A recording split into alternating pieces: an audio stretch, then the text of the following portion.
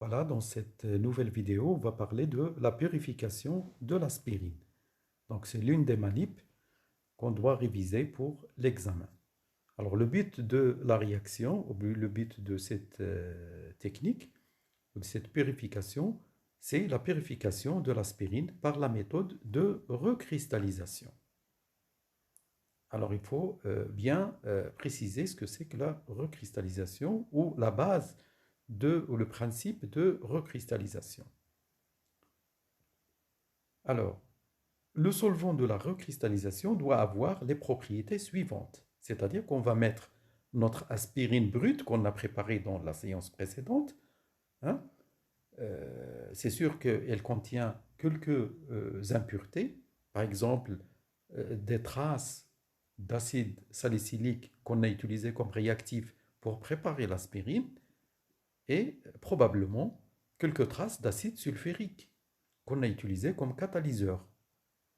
Donc pour éliminer ces impuretés, on doit choisir un solvant adéquat, c'est-à-dire convenable, pour cette technique de purification qui s'appelle la recristallisation. Alors, quelles sont les caractéristiques de ce solvant qui est convenable pour notre recristallisation? Il doit répondre à deux caractères. D'abord, solubiliser le produit à purifier à chaud et peu à froid. C'est-à-dire le produit à purifier, c'est l'aspirine dans notre cas. Donc il faut qu'il solubilise le produit, l'aspirine à chaud, mais peu à froid. Par contre, il solubilise à chaud et à froid les impuretés. Comme ça, quand on fait la filtration, on va faire passer rapidement à travers le papier filtre les impuretés qui sont solubles à chaud et à froid. Par contre, à froid, notre aspirine pure va rester sur le papier filtre. Comme ça, on aura gagné, on aura séparé les impuretés de l'aspirine. Alors pour ce qui est montage, c'est exactement le même montage de la préparation. Je rectifie le montage, ça correspond exactement au même montage de la préparation du savon, c'est-à-dire vous avez un agitateur magnétique chauffant, vous avez un Herlène dans lequel vous mettez l'aspirine à purifier et auquel vous placez un réfrigérant parce que vous allez chauffer à reflux.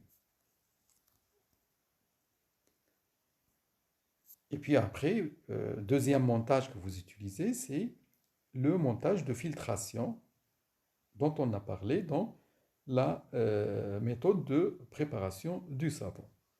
On va passer au protocole. Alors, qu'est-ce qu'on fait?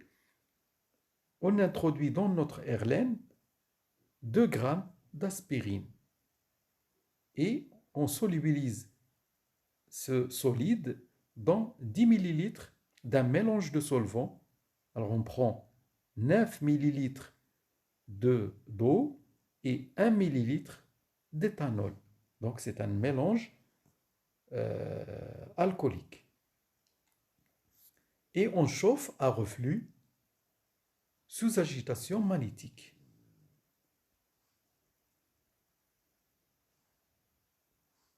Voilà.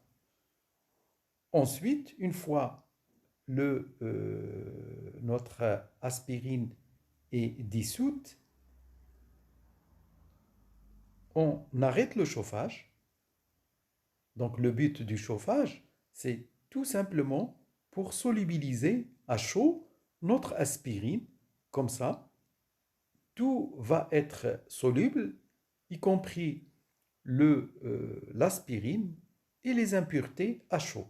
Donc tout va être solubilisé. Et après, qu'est-ce qu'on fait? On va refroidir, donc laisser refroidir, puis mettre dans un bain de glace. Comme ça, les impuretés vont rester solubles même à froid. Par contre, notre aspirine à froid, rappelez-vous, doit être peu soluble dans le solvant choisi. Donc, on va la récupérer à l'état solide. Qu'est-ce qui reste après? C'est de passer à la filtration. On filtre selon ce montage-là, donc sur papier filtre, qu'on place dans le Bichner et on l'introduit ou on le place sur la fiole à vide.